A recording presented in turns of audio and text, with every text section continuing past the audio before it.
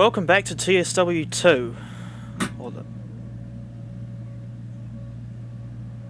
What the hell was that? Anyway, I've just heard a really weird, screeching noise from some machine in my house. I don't know what's going on. Anyway, yeah, in this video, we're on the Southeastern High Speed route. We're going to be driving this Class 465 networker, there's its number, from Gravesend to Rainham, stopping at all stations.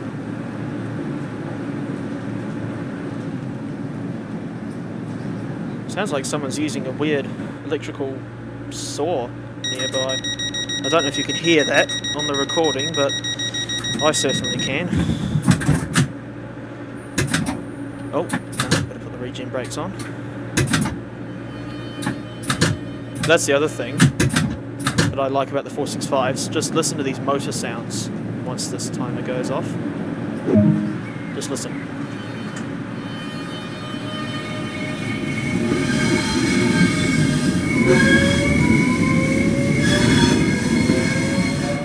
Although saying that, in doing that demonstration, I probably just realised that the flange squeal was probably louder than the actual motors.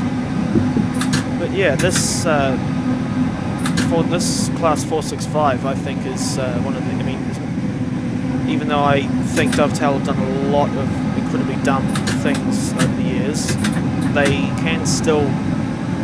This 465 proves that they're still capable of making good and enjoyable trains. But yeah, this. I just apologise in advance if I do end up sounding tired or just out of it, because earlier I had a very annoying experience when I was trying to finish this run from Boston South to Stoughton. The game was running perfectly fine for most of the way, but then only once I got into the Stoughton branch it started to constantly lag, and that pissed me off to absolutely no end.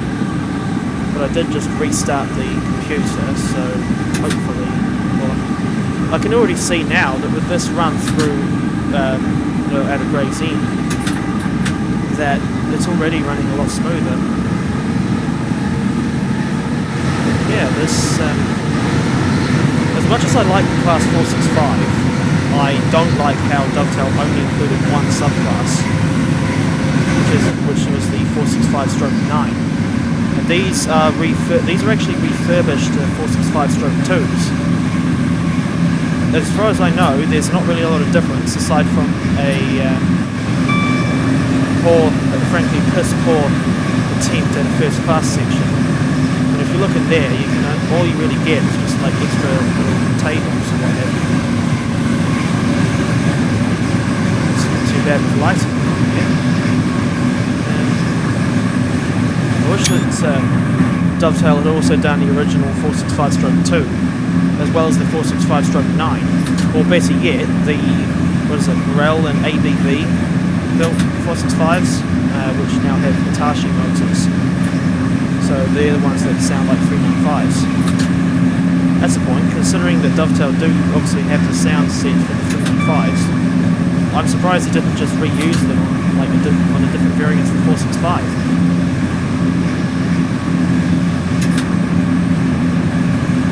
I do much prefer these original, I think the Metro Camel, or whatever the original makers of the motors are. I much prefer the classic networker sound over the weird Hitachi ones.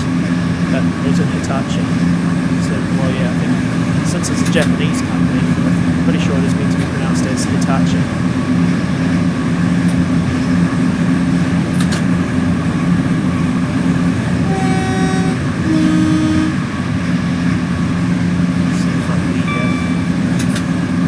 Rates are a lot more consistent this time around than the Boston Sprinter run.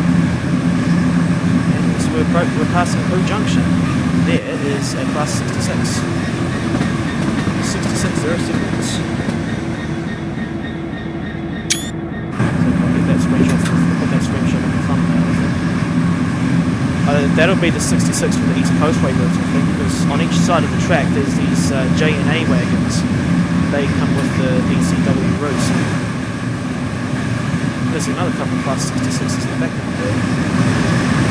Yeah, this is a remake of that classic London High Speed route of the train simulator.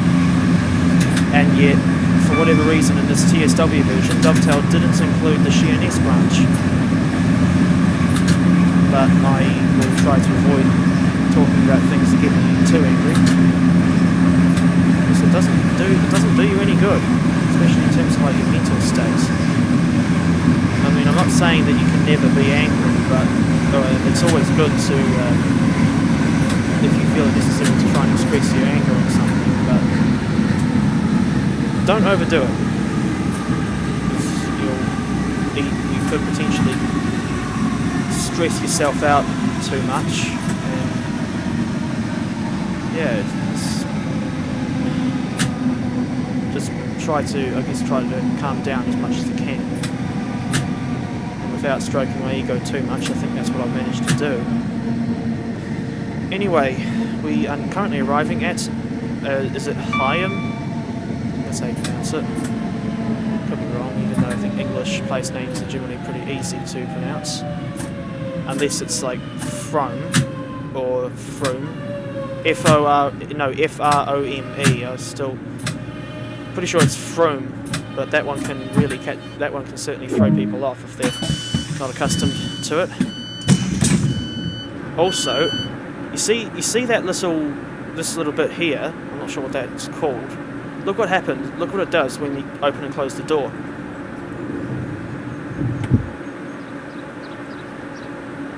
Like little details like that, here's another 465.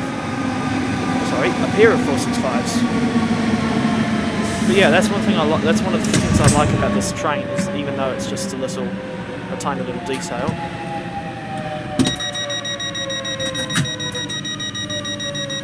Yeah, those motors just sound incredible. And I'll let you listen to them on this train.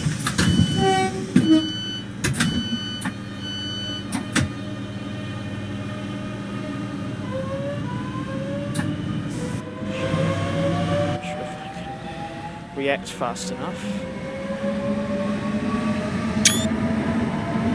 I think that's a good enough scene.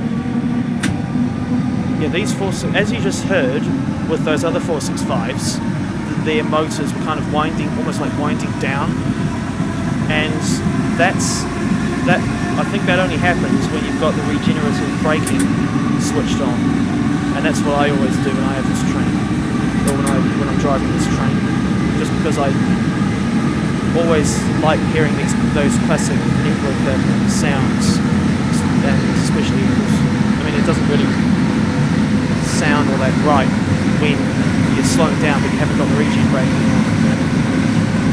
Actually, from memory, these 465s are apparently one of the fastest accelerating third rail DC units in the UK, because I remember that from my experiences with the 395 at least, trains don't really accelerate as quickly on DC power as they do with AC. It reminds me of like the trains in the Netherlands, because from what I understand, most of the Dutch railways are electrified on 1500 volt DC overhead wires. And yeah, from what I gather, although the trains in the Netherlands are very good, from what I've heard, the acceleration still isn't all that good. I remember that Wellington, which is the capital city of New Zealand, in case you didn't know, they have had electric trains since 1938. Although obviously none of those original units from back then are still in service. But yeah, originally it was 1500 kilovolt. No, what am I saying? 1500 volt DC. And I think it's still DC today, but I'm pretty sure it's been upgraded to like 1600 volt or 1700 volt. I don't know. What I do know is that those electric units that run in Wellington now, which are the Matangi class, or FP motor and FT trailer, from what I understand, they are designed primarily to run, I think, on AC, but they've got like special transformer kits on them that make them compatible with the DC electrification. And that's the other thing, is that from what I understand, I don't actually know which system is older, like third rail or... Actually no, it probably is third rail, because like you think about Werner von Siemens' original demonstrator engine that he had on a test track in Berlin back in 1879, and then the Volks Electric Railway in 1883, and then of course the City and South London Railway in 1890. Yeah, I think those were some of the first electric railways in the world, and yeah, I just realised that third rail is technically an older form of electrification than overhead wires. But yeah, either way, I know that almost all of the lines in southern England, which is obviously where we are now, are electrified on 750 volt DC third rail, and almost all of the electrified lines north of London have overhead wires with 25 kilovolt AC. The only major exception I can think of is the Merseyrail network, which uses the same system as we can see here. I don't know what sort of system all the trams and metros use, but can't imagine it would be all that high voltage, rock and roll.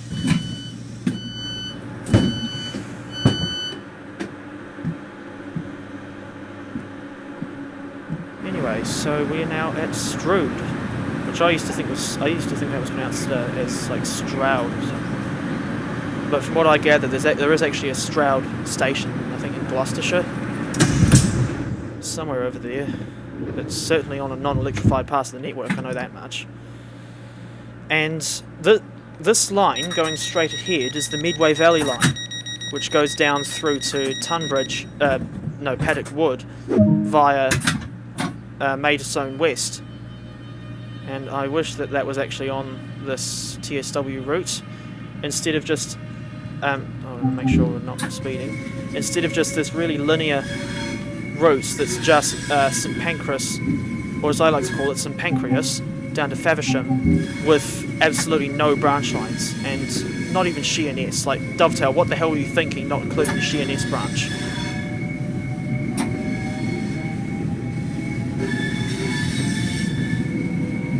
At least then, I think if they had done the Sheerness branch, they probably would have had to include either a 466 or a 3-car 375. From what I understand, the 466s don't actually run the Sheerness branch anymore.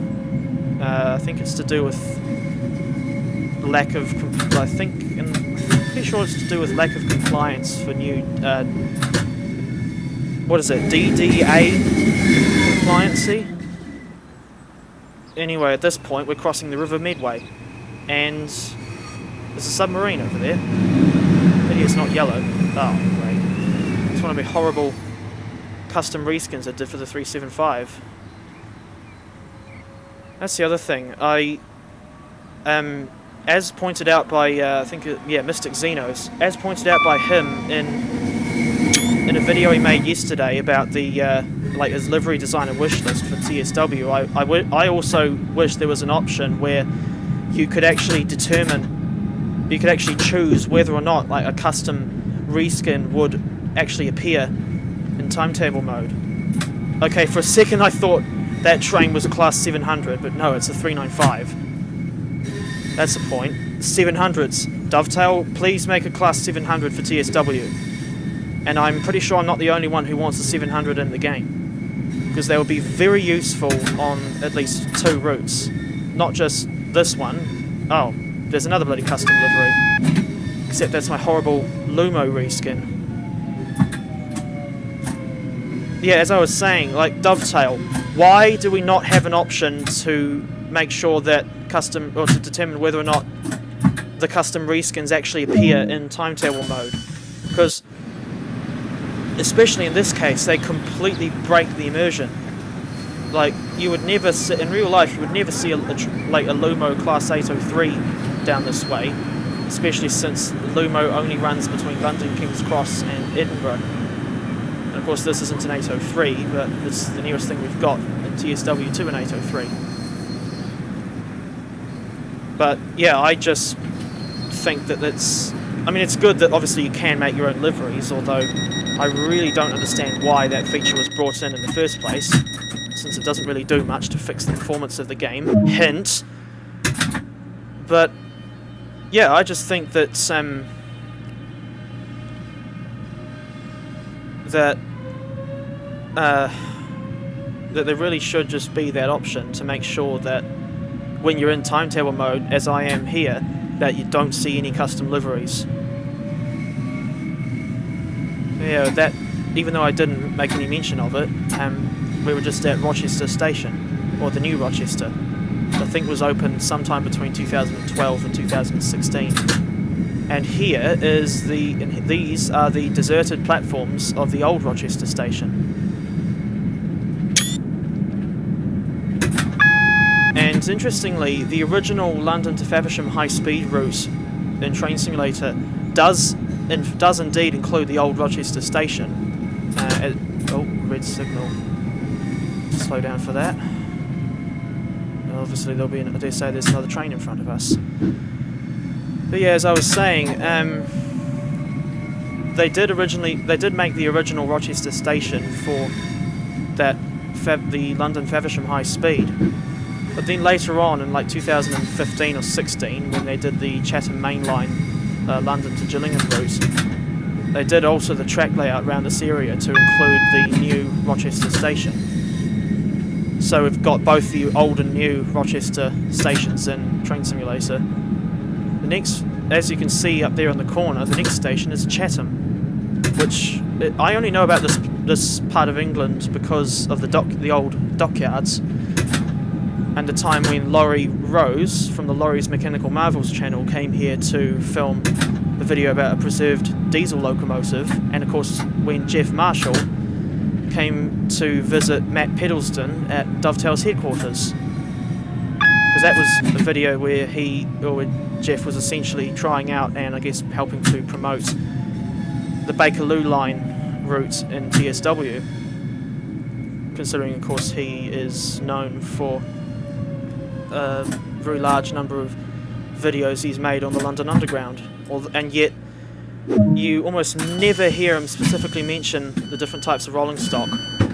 Aside from that time, the only time I can remember is when him and his friend Luke went to a fascinating supper club in North London, where you could have your dinner in an old 1967 tube stock driving coach.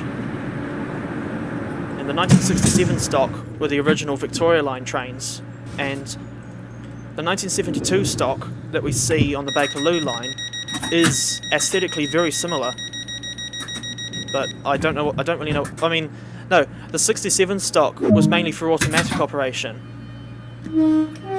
but the 72 stock is driven manually, as the Bakerloo line doesn't use automatic train operation. Yeah, I found that quite impressive that the Dovetail managed to get Jeff Marshall himself to make a video about TSW, since ordinarily he does not do gaming videos at all. Anyway, so the next station, and actually the second to last stop on this run, is Gillingham.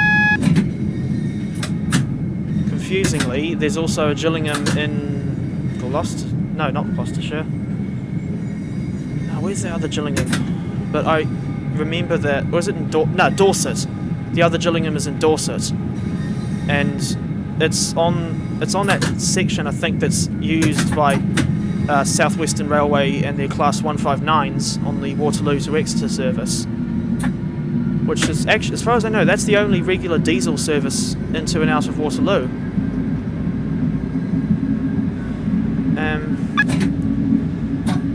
What was I just saying? Yeah, I can't really, I've almost forgotten now. Okay, so there's another red signal there just outside Gillingham station. And it looks like it'll just be on the other side of this tunnel. So, yeah, better try and slow down.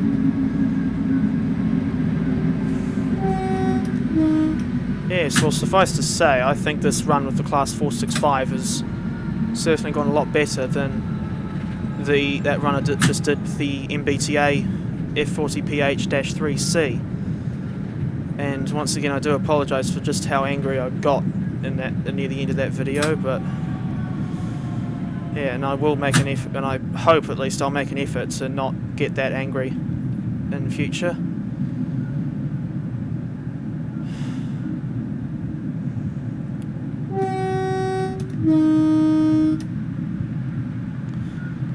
Actually, come to think of it, me getting so angry over something as trivial as a video game, I don't know for certain, but I think that might just be to do with me being, well, either my apparent ADHD or being on the...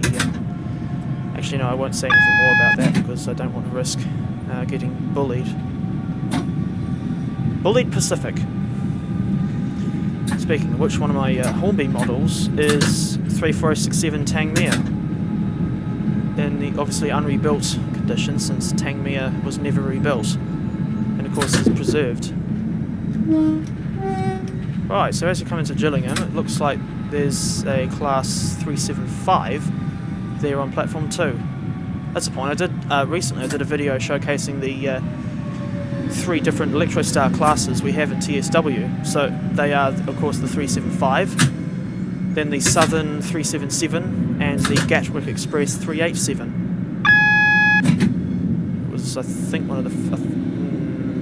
it was certainly one of the first TSW videos I did with the crude voiceover. Okay, trying to make sure I get the stopping point right here. Even though that silly scoring system really doesn't matter in the long run. I don't get what you see, like this action points system thing in the top corner, like Dovetail. Why is that? Why did you add the action points system in TSW when it really adds nothing to the overall player experience? Like real trains and real drivers do not have an experience point system that. Oh, thank you for that interruption, Mr. 375. Yes, thank you for that interruption, Mr. 375902. Much appreciated.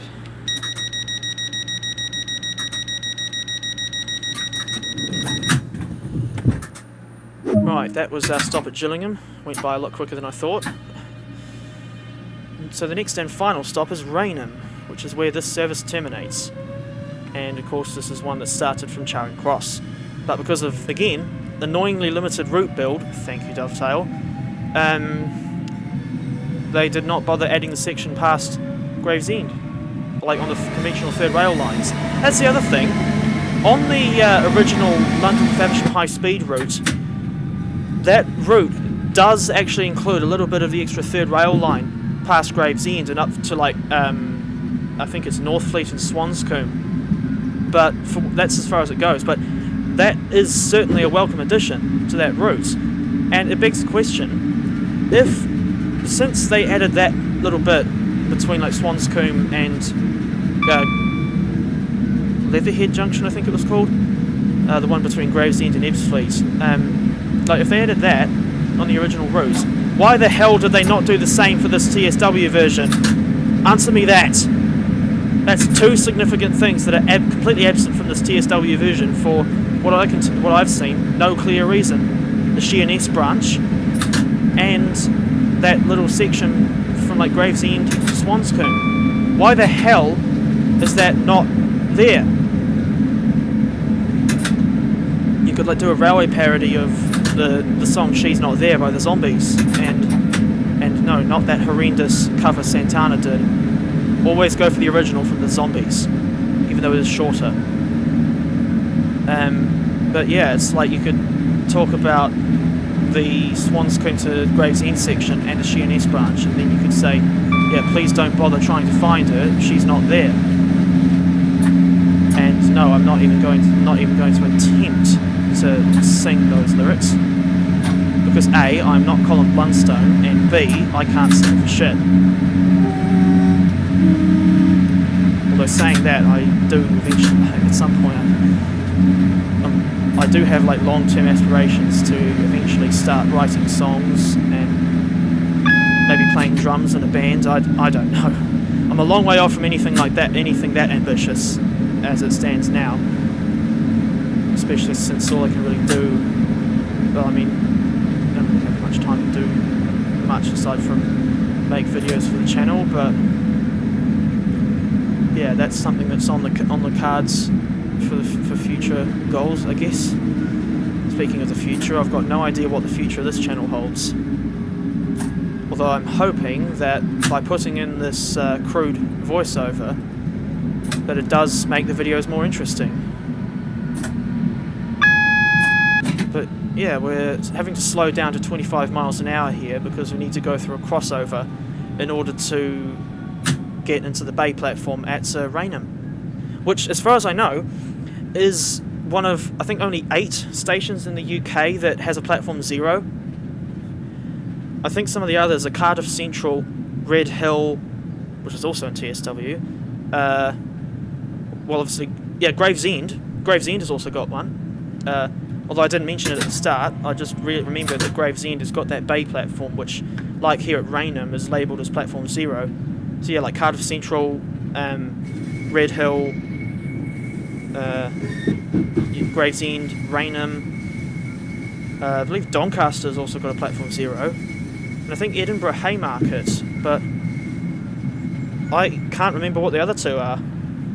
Despite the fact that I did watch Jeff Marshall's 2-part series in which he did visit all of the platform 0s, and I think when he got to Rainham here, he was joined by I think his name is Matt Parker, who runs these. I think he runs the Stand Up Maths channel, but don't quote me on that. All I remember about Matt Parker is that he is, well, I think to me he sounds Australian, but I think he lives in England now. But anyway, yeah, I think he's meant to be I think he's a mathematician who also does like stand-up comedy, which would explain the name of his channel. But I remember him featuring a couple of times on Citation Needed, which was an absolutely gut-wrenchingly hilarious like improv quiz show that I think was hosted by Tom Scott. Anyway, so yeah, this has been a quick run a quick-ish run from Gravesend to Rainham with the Class 465 networker. And thank you for watching, especially if you're still watching at this point. And yeah, I'll see you in the next video, whatever that's about, or whenever it'll be uploaded. And just for the heck of it, I'll sign off by blasting the 465's horn again.